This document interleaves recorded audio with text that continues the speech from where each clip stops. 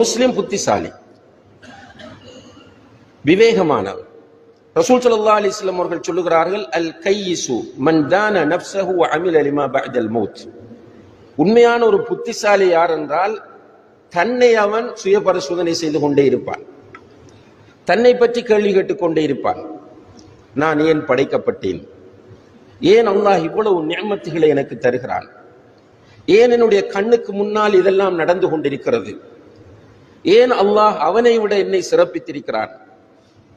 ஏன் அல்லாஹு தஆலா அவனுக்கு இபாதத் செய்யக்கூடிய பாக்கியத்தை எனக்கு தருகிறான் என்று அவன் தன்னை சுய பரிசோதனை செய்வான். அல்லது நான் ஏன் பொறாமைக்காரனாக இருக்கிறேன்? நான் ஏன் ஒருவனுடைய வளர்ச்சியிலே திருப்தி அடையாமல் இருக்கிறேன்? அவனுடைய சந்தோஷத்தை ஏன் என்னால் பொறுக்க முடியவில்லை? ஏன் நான் கோபப்படுகிறேன்? ஏன் நான் சதி செய்கிறேன்? ஏன் நான் சூழ்ச்சி செய்கிறேன்? ஏன் நான் அல்லாஹ்வை நினைவுபடுத்தாமல் இருக்கிறேன் என்று அவன் தன்னை சுய பரிசோதனை செய்து அமில லிமா பஅதல் மௌத், மௌத்துக்கு பிறகுள்ள வாழ்க்கைக்காக அமல் செய்வான் என்று நபிகள் நாயகம் ஸல்லல்லாஹு அலைஹி வஸல்லம் அவர்கள் சொல்கிறார்கள். எனவே நாம் புத்திசாலிகளாக செயற்பட வேண்டும். எனி டைம் மௌத் வரலாம். சென்ற வாரம் கல்முனையை சேர்ந்த ஒரு டாக்டர், இளவயதையுடைய ஒரு டாக்டர் மூத்தான செய்தி எல்லோரையுமே கவலையில் ஆழ்த்தியது. அல்லாஹ் அவருடைய பாவங்களை மன்னித்து சுவர்க்கத்தை கொடுக்க வேண்டும். இதிலிருந்து என்ன படிப்பினை நாம் பெற்றோம்? அதே போல 2-3 நாட்களுக்கு முன்னால் ஈராவூரிலே ரயில் கடவையிலே வைத்து ட்ரெயினினால் மோதப்பட்டு ஒரு 38 வயது வாலிபர் வஃபாத்தானார். செய்தியாக ஷேர் பண்ணினோம். நமக்கு கிடைத்த படிப்பினை என்ன? நாம் என்ன யோசிக்கிறோம் அந்த நேரத்தில்? இது ஒரு பெரிய ஒரு விஷயமாக அன்புள்ள சகோதரர்களே. அப்ப நாம் அல்லாஹு தஆலா தரக்கூடிய ஒவ்வொரு அவகாசத்தையும் ஒவ்வொரு சந்தர்ப்பத்தையும் நம்மை திருத்திக் கொண்டு அல்லாஹுக்கு பொருத்தமாக வாழ்வதற்கு நாம் முயற்சி செய்ய வேண்டும்.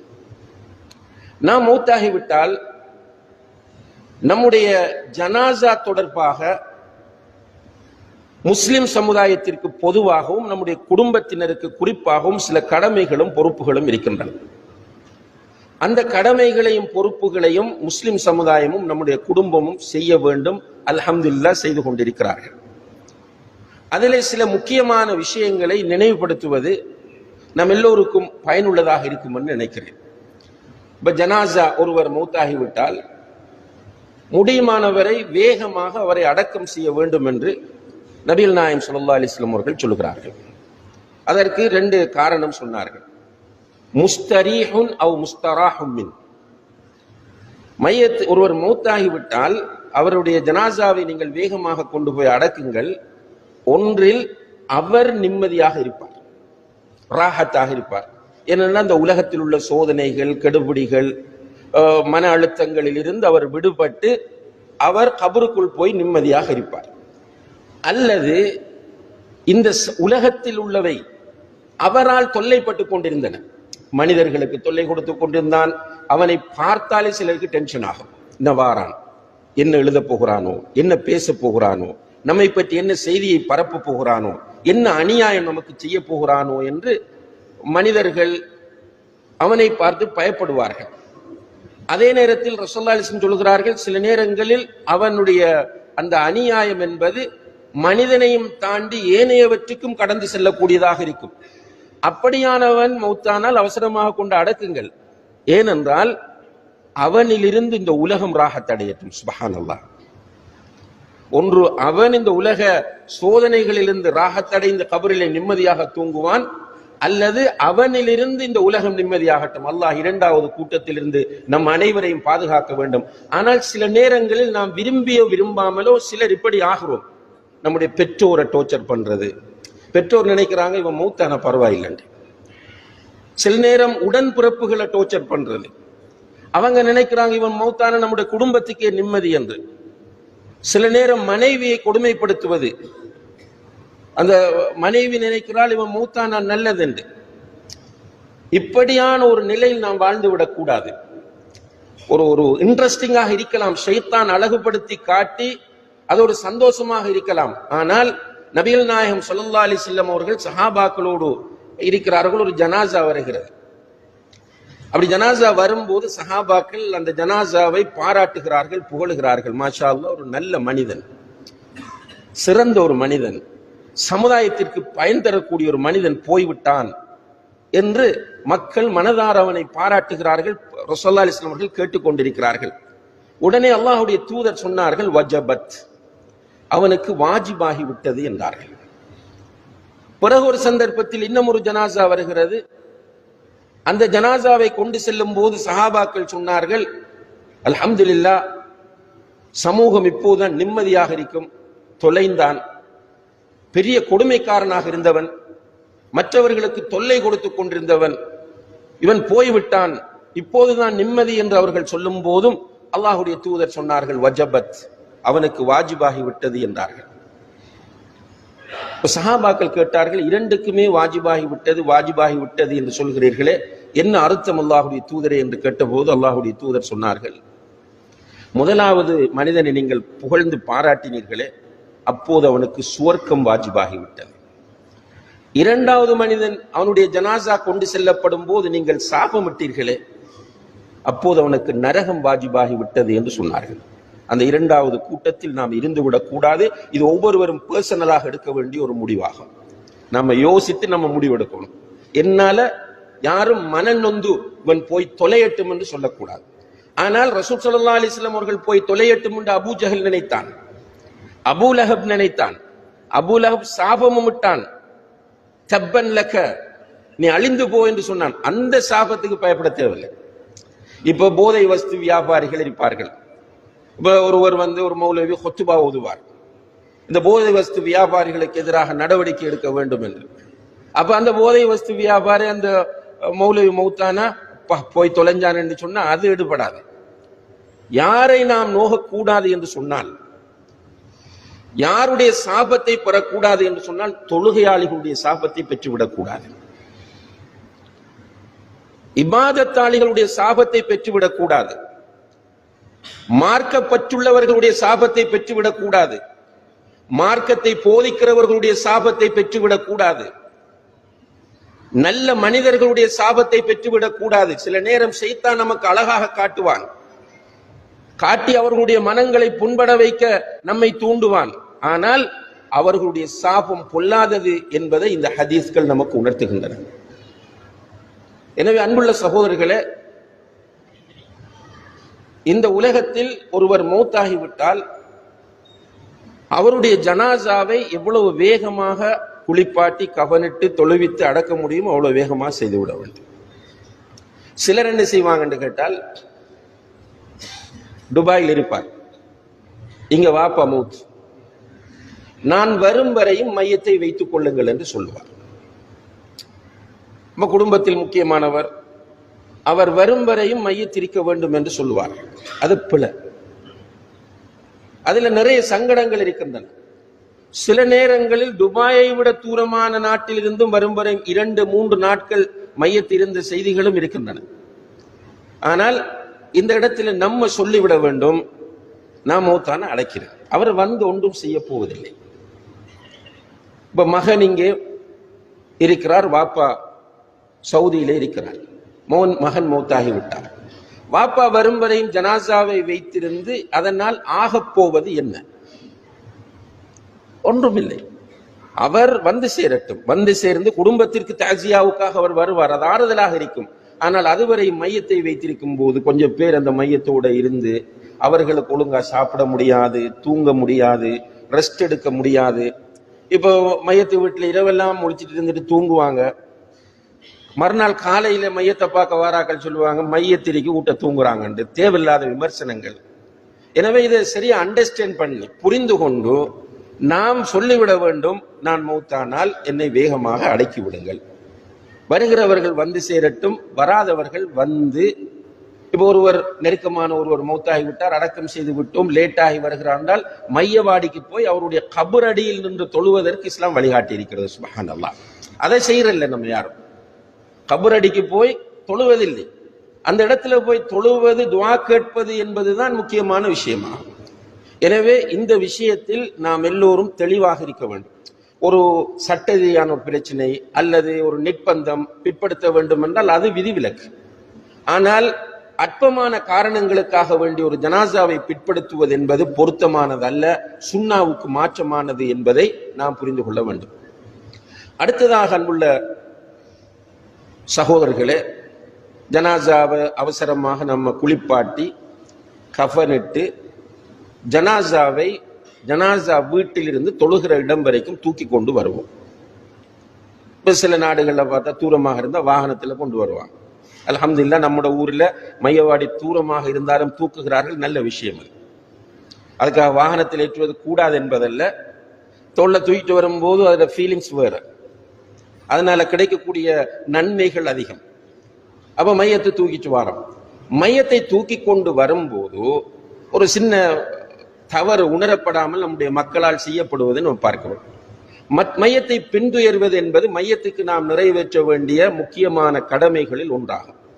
முஸ்லிம்கள் அதை செய்ய வேண்டும். ஒரு முஸ்லிம் அடுத்த முஸ்லிமுக்கு செய்ய வேண்டிய கடமைகள் 5 அல்லது 6 என்று வரக்கூடிய ஹதீஸில் மையத்தை பின்துயர வேண்டும் என்று வருகிறது.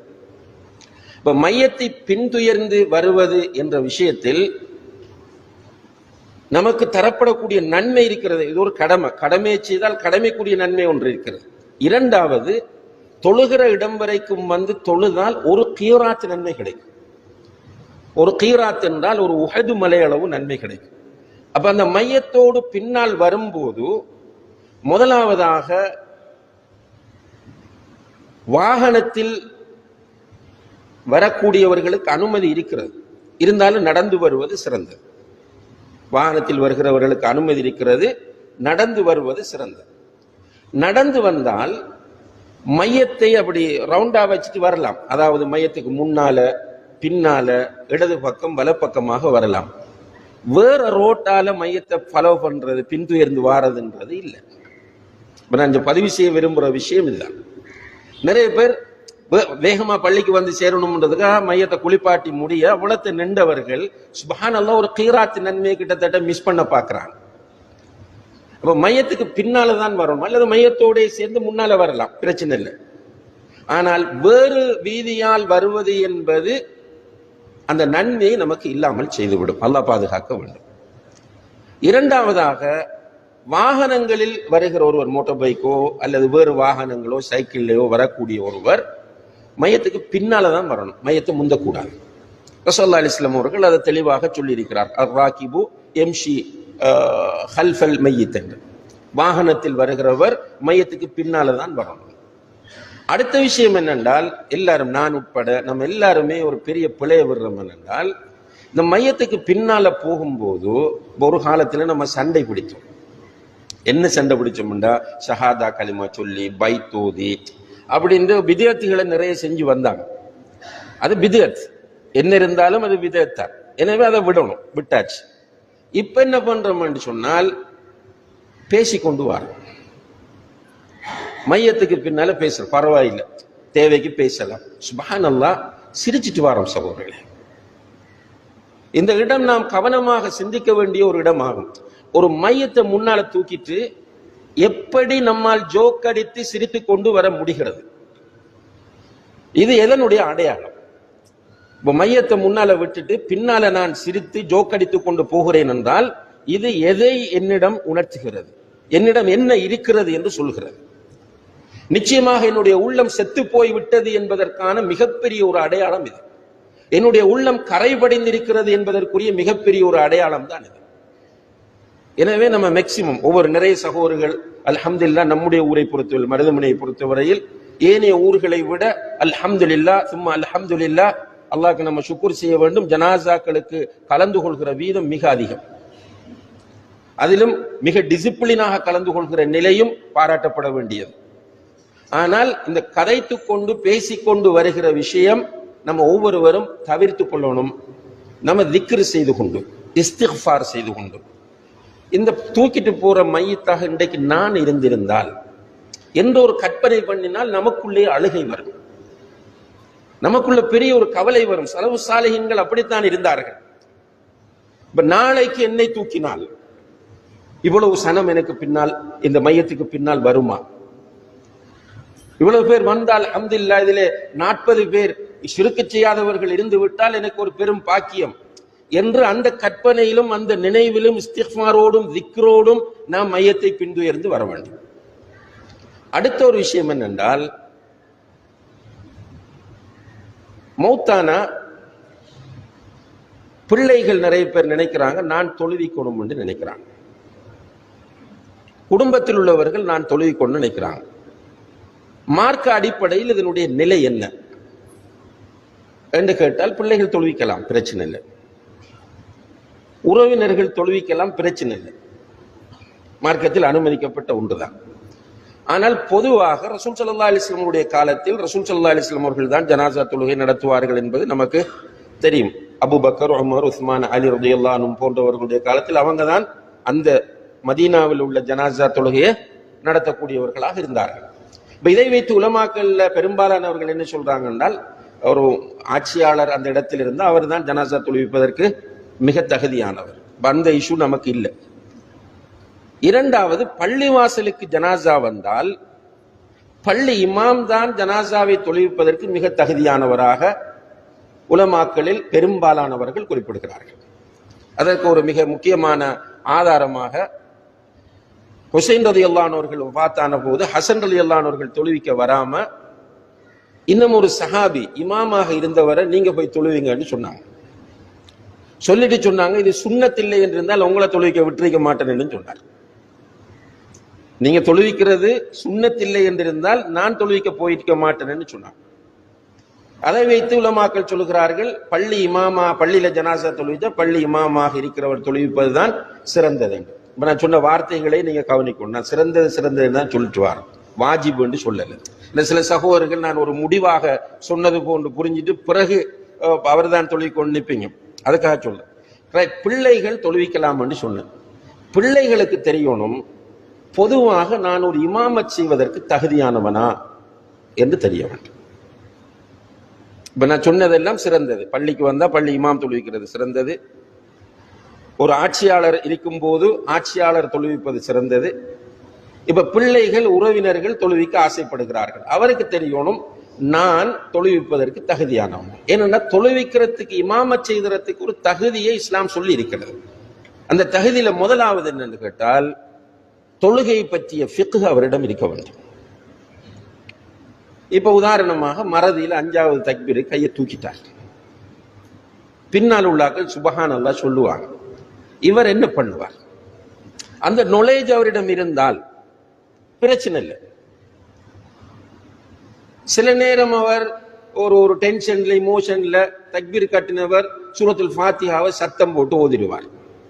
விளக்கம் கேட்பாங்க, பின்னால் இருக்கிறாங்க. அதற்கு விளக்கம் சொல்லக்கூடிய அளவுக்கு அவருக்கு நாலேஜ் இருக்கிறதா, இதை அவர் பார்க்கணும். சும்மா நான் தொழுவிப்பேன், எல்லாருக்கும் தொழுவிக்கலும் அல்ஹம்துலில்லாஹ். ஆனால் ஃபிக்ஹு ஸலா, தொழுகை பற்றிய அறிவு அவரிடத்தில் இருக்கிறதா என்பது முதல் கண்டிஷன். இரண்டாவது விஷயம், அவர் குர்ஆனுடைய விஷயத்தில் எந்த அளவு அறிவுள்ளவர் என்பதையும் அவர் பார்க்க வேண்டும். ஏன்னா அக்ரஉக்கும் லிகிதாபில்லாஹ், உங்களை இமாமத் செய்யறதுக்கு மிக தகுதியானவர், குர்ஆனை சிறந்த முறையில் ஓதக்கூடியவர் என்று நபிகள் நாயகம் ஸல்லல்லாஹு அலைஹி வஸல்லம் அவர்கள் சொல்கிறார்கள். அப்படியான ஒருவரா என்பதையும் பார்க்க வேண்டும். அப்ப அந்த நிலையில இருந்து நான் தொழுவிக்க போறேன், அல்ஹம்துலில்லாஹ். இமாம் ஷாஃபி ரஹ்மத்துல்லாஹி அவர்கள் சொல்கிறார்கள், வலிகள் தான், அதாவது அந்த மையத்தினுடைய பொறுப்பாளர்கள் தான் மிக தகுதியானவர்கள் என்று சொல்கிறார்கள். அந்த அடிப்படையில் அவர் தொழுவிக்க வரலாம். ஆனா மனச்சாட்சி முக்கியம். இதுல ஓரளவு ஃபிக்ஹ் உள்ளவர்கள், ஓரளவு க்ராத் உள்ளவர்கள், அல்ஹம்துலில்லாஹ் 5 வக்தும் ஒழுங்கா தொழக்கூடியவர்கள், மனச்சாட்சிப்படி சக்திக்குட்பட்டவரை ஹலால் ஹராம் பேணக்கூடியவர்கள், மார்க்கத்தில் பற்றாக இருக்கக்கூடிய பிள்ளைகள் தொழுவிக்கிறாங்க, ஓகே. ஆனால் தொழுகையிலேயே பேணுதல் இல்லாதவர் வாப்பாக தொழுகணும் நினைக்கிறார். 5 வக்து தொழுகையில பேணுதல் இல்லாத, கடைசி அவருக்கு கிடைக்கிற கடைசி சான்ஸ், அது அந்த மையத்துக்கு கிடைக்கிற கடைசி சான்ஸ். ஒரு சின்சியராக, உளப்பூர்வமாக தொழுகையாளிகள் அனைவரும் துஆ செய்கிற ஒரு நிலை தொழுகைதான். ஏனென்றால் ஜனாசா தொழுகைக்கு பிறகு ஒரு துஆ கிடையாது. ஸல்லல்லாஹு அலைஹி வஸல்லம் சொல்லி தருவோம் இல்ல, சஹாபாக்கள் ஓதுவோம் இல்ல, வேற இமாம்கள் ஓதுவோம், மையத்தை அடக்கி போட்டு துஆ இருக்கு. ஆனால் தொழுவிச்சு போட்டு திரும்ப ஒரு துஆ உண்டு இல்லை. இப்ப சிலர் அதை ஓதுறாங்க, அதை வேணும் என்று ஓதுறாங்க. அல்லாஹ் அவங்களை ஹிதாயத் கொடுக்கணும். ஒரு இது மார்க்கத்துல இந்த என்னது நீயா நான விளையாட்டெல்லாம் சரி வராது. அல்லாஹ்வை திருப்திப்படுத்துறது, மறுமையில பதில் சொல்றதுதான் மார்க்கம். நம்ம அதை விட்டோம்டா தௌஹீத் வளர்ந்துடும். தௌஹீத்ன்றது நான் தொடர்ந்து சொல்லி கொண்டு வரது ஒரு இயக்கம் கிடையாது, அது ஒரு கொள்கை. அதை சிலர் தங்களுக்கு அதை பெயரை சூட்டி கொண்டது என்பது உண்மையிலே பல இயக்க வெறி என்பது இஸ்லாத்தில் கூடாது. அதான் இன்றைக்கு சமூகத்தையே நாசமாக்கி இருக்கிற ஒன்றாகும். நம்ம தீனுக்காக நிக்கணுமா, இயக்கத்துக்காக நிக்கணுமா? குர்ஆன் சுன்னாவுக்காக நிக்கணுமா, இயக்கத்துக்காக நிக்கணுமா? இயக்கம் இயக்கம் இயக்கம் என்று எல்லோருமே இயக்கத்திற்கு பின்னால் போய் இன்று உலகம் முழுக்க போய் ஒரு சோதனையாக இது மாறி இருப்பதை பார்க்கிறோம். இன்றைக்கு இயக்கம் என்ற அந்த இயக்க அந்த லட்சணை முன்னால் வந்ததனால் என்ன நடக்குது? இன்றைக்கும் கூட முஸ்லிம் சமூகத்தில் முஸ்லிம்கள் மற்றவர்களை காட்டி கொடுக்கக்கூடிய ஒரு கெட்ட நிலைக்கு தள்ளப்பட்டுட்டோமா இல்லையா?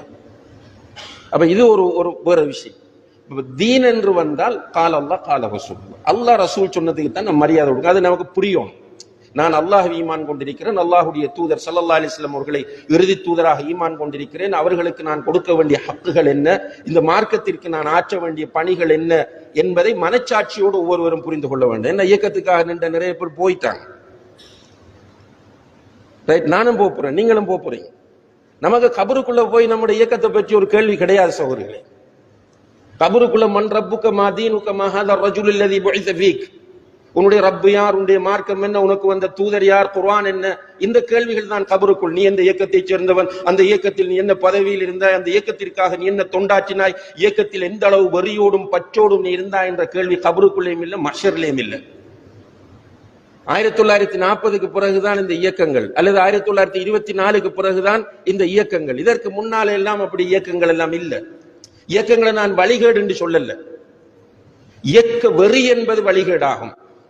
என்னுடைய இயக்கம் மட்டும்தான் என்று நினைப்பது, அது எந்த இயக்கமாக இருந்தாலும் சரி, அது தப்பாகும், வழிகேடாகும். இப்ப என்ன நடக்குது பாருங்க. இப்ப ஜனாசாவை அடைக்கிறதுக்கு பிறகு ஒரு துவா இல்லை. இந்த ஜனாசா தொழுகையில தான் துவா. ஜனாசா தொழுகை முடிந்ததுக்கு பிறகு ஒரு துவா இல்லை. ஆனா ஒரு வீம்புக்காக நின்று துவா ஓதுறாங்க. சுப்ஹானல்லாஹ், அல்லாஹ் அவர்களுக்கும் நமக்கு ஹிதாயத்தை நசீபாக்க வேண்டும். அப்ப இந்த ஜனாசா தொழுகையில் மரணித்தவருக்கு கிடைக்கிற பாக்கியம் அந்த துஆ தான். 5 வக்து தொழல் என்றால் அறிஞர்கள்ட்ட கருத்து வேறுபாடு இருக்கு, அவன் முஸ்லிமா இல்லையான்னு. சும்மா நோமலை யோசிச்சு பாருங்க. தொழுகையில் ஒருவர் தக்பீர் கட்டுகிறார், சூரத்துல் ஃபாத்திஹா ஓதவில்லை. லுஹர் தொழுவாரார், தக்பீர் கட்டினார், சூரத்துல் ஃபாத்திஹா அவர் ஓதவில்லை. தொழுகை சேருமா இல்லையா? படிச்ச எல்லாரும், ஸ்கூல்ல படிச்ச எல்லாருக்கும் தெரியும் அந்த தொழுகை சேராது. ஏன்னா சூரத்துல் ஃபாத்திஹா ஓதுறது தொழுகையுடைய ருக்குன்களில் ஒன்று. தொழுதுட்டு அந்த தொழுகையில் சூரத்துல் ஃபாத்திஹா ஓதாட்டி தொழுகை சேராது என்று சொன்னால் தொழாத வேண்ட நிலை என்ன? தொழவாரான் தொழுகையில் ஒரு ருக்கினை, ஒரு வாஜிபை விட்டால் அவனுடைய தொழுகை சேராது என்கிற நிலை இருக்குமாக இருந்தால் தொழாமலே இருக்கிறவனுடைய நிலை என்ன? அதனாலதான் ஃபவைலுல் லில் முஸல்லீன் அல்லதீன ஹும் அன் ஸலாத்திஹிம் சாஹூன், தொழுகையில் பொடுபோக்காக இருக்கிறவர்களுக்கெல்லாம் வயல், அந்த நரகம் கேடு என்று அல்லாஹு தஆலா சொல்கிறார். அப்ப வாப்பாக்கு தொழுவிக்க வார நீ 5 வக்து தொழக்கூடியவனா இருக்கணும், பேணுதலான ஒருவனா இருக்கணும். உனக்கு கிடைச்ச வாப்பாக்கு கிடைச்ச கடைசி சான்ஸ் இது. ஒன்னு நான் தான் தொழுவித்தேன் என்று போய் ஊட்ட பெருமையா பேசுறதிலேயும் சபையில காட்டி கொள்ளத்திலேயும் ஒன்றும் இல்லை. அடுத்து இன்னும் ஒரு கவலையான விஷயம் என்னென்றால், இந்த பள்ளியிலேயே 2-3 தடவைகள் நம்ம கவலைப்பட்டு, ஒரு தடவை நான் மையத்து பயானில கூட அதை உணர்த்தினேன். ஒரு படியம் வந்தார், வாப்பாக தொழுவிக்கணும் என்றார். அல்லாஹு அக்பர், அல்லாஹு அக்பர், அல்லாஹு அக்பர், அல்லாஹு அக்பர், அஸ்ஸலாமு அலைக்கும், சுப்ஹானல்லாஹ். சூரத்துல் ஃபாத்திஹா ஓத டைம் தரவில்லை, ஸலவாத்து சொல்ல டைம் தரவில்லை, மையத்துக்காக துவா கேட்க டைம் தரல, அல்லாஹும்ம ஃபிர் லஹு வர்ஹம்ஹு என்ற ஒரு துவா வரல. வந்திருக்கிற துவா அல்லாஹும்ம ஃபிர் லஹு வர்ஹம்ஹு வஅஃபு அன்ஹு வஆஃபிஹி வஅக்ரிம் நுஸலஹு வவஸ்ஸி' முத்கலஹு வக்ஸில்ஹு பில் மாஇ வஸ்ஸல்ஜி வல் பரத் அல்லாஹும்ம நக்கிஹி மினல் ഖതാயா கமா யுனக்க ஸௌபுல் அப்யது மினத் தனஸ் அல்லாஹும்ம அப்தில்ஹு தாரன் ഖைரன் மின் தாரிஹி வ அஹ்லன் ഖைரன் மின் அஹ்லிஹி வ ஸௌஜன் ഖைரன் மின் ஸௌஜிஹி. இந்த துவா அருமையான துவா. நீங்க மொழிபெயர்ப்பு பாருங்க. அதே போல அதோட தொடராக வருது அல்லாஹும்ம இக்ஃபிர் லிஹய்யினா வ மய்யித்தினா வ ஷாஹிதினா வ காயிபினா வ ஸகீரினா வ கபீரினா வ ذكرنا وانثانا اللهم من احييته منا فاحيه على الاسلام ومن توفيته منا فتوفه على الايمان. இவ்வளவு துஆ உனக்கு பாடமா வாப்பாக்கு தொழுவிக்க வாராய். அப்ப என்ன செய்யணும்? இதெல்லாம் ஓதக்கூடிய ஒரு தகுதியான ஆளை நீங்க தொழுவீங்கன்னு பொறுப்பாக்குறதுல என்ன பிரச்சனை? அப்படி பொறுப்பாக்கும் போதும் கண்ணியத்திற்குரிய சகோதரர்களே, இந்த பள்ளியில் வரக்கூடிய உங்களை பொறுத்தளவில் நாங்கள் உறுதியாக நம்புகிறோம், சுன்னா அடிப்படையில் நம்முடைய வாழ்க்கையை அமைக்க வேண்டும் என்று விரும்புகிறவர்கள், பித்அத்துக்களில் இருந்து பாதுகாப்பு பெற வேண்டும் என்று ஆசைப்படுகிறவர்கள். எனவே நீங்க யாரையாவது தொழுகைக்கு முற்படுத்தும் போது பித்அத் செய்யாதவர்களை பார்த்து முற்படுத்திக்கணும். உங்களோட வாப்பாக்கோ உங்களுடைய தாய்க்கோ சகோதரனுக்கோ யாருக்கோ தொழுவிக்கிறதுக்கு ஒரு ஆளை நீங்க ஆக்கும்போது என்னுடைய குடும்பத்தை சேர்ந்தவர் போடாட்டி கோவிச்சுக்குவாருன்றெல்லாம் பார்க்காதீங்க. வாப்பா கிடைக்கிற நீங்க செய்ய போற கடைசி ஒரு சான்ஸ். உண்மையா யோசிச்சு பாருங்க. அந்த சந்தர்ப்பம் என்பது அவருக்கு நம்ம கடைசியா செய்யற ஒரு விஷயம். அது அதை நல்லா திருப்தியா செஞ்சுமா. அவர திருப்தி இவர திருப்தி, நான் அந்த அமைப்பு இந்த அமைப்பு இப்படி எல்லாம் பார்க்காதீங்க.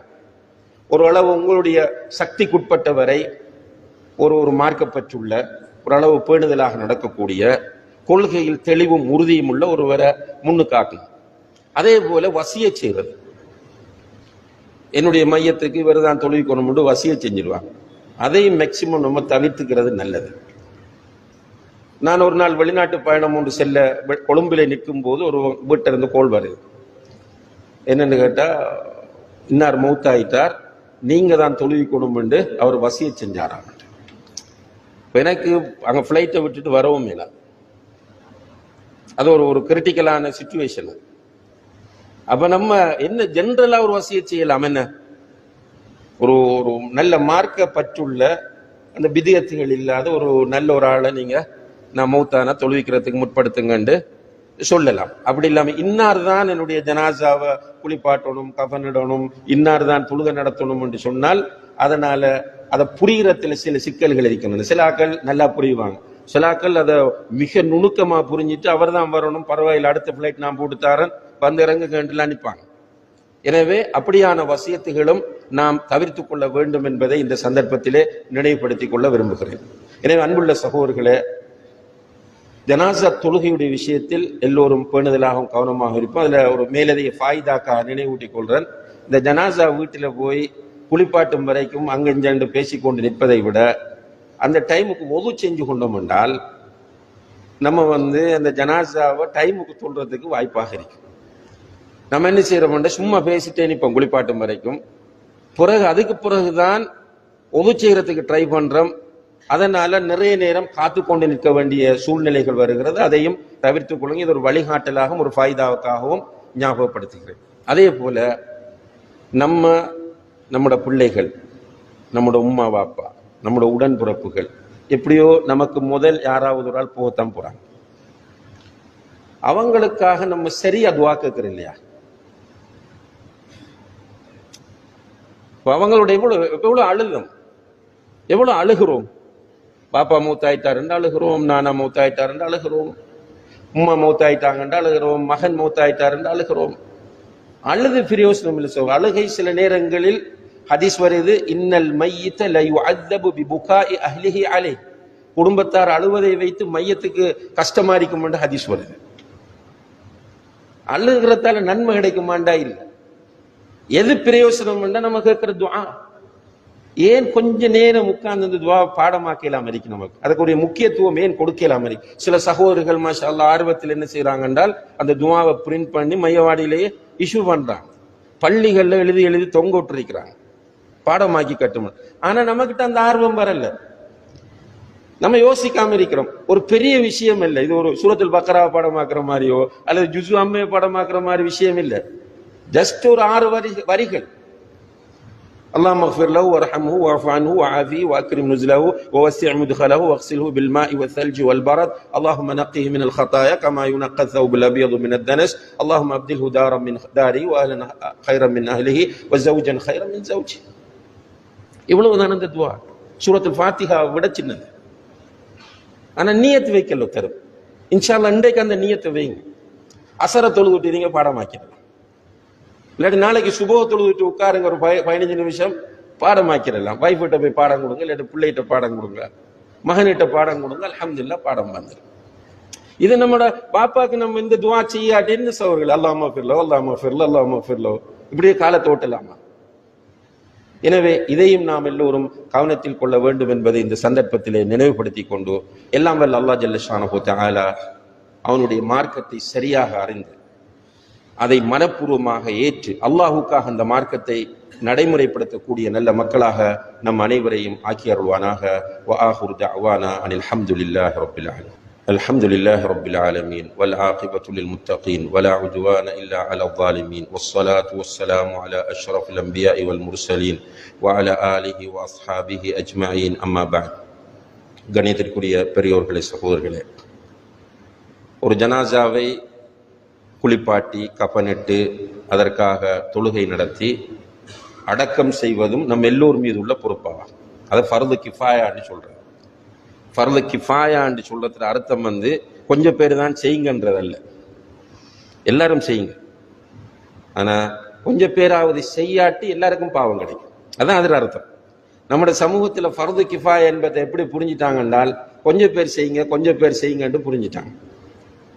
அதனாலதான் மற்ற ஊர்களில் கூடுதல் கவனம் செலுத்துறது இல்லை. இதுல இப்ப ஃபர்து கிஃபாயாண்டா கட்டாயம் எல்லாரும் செய்யணும்.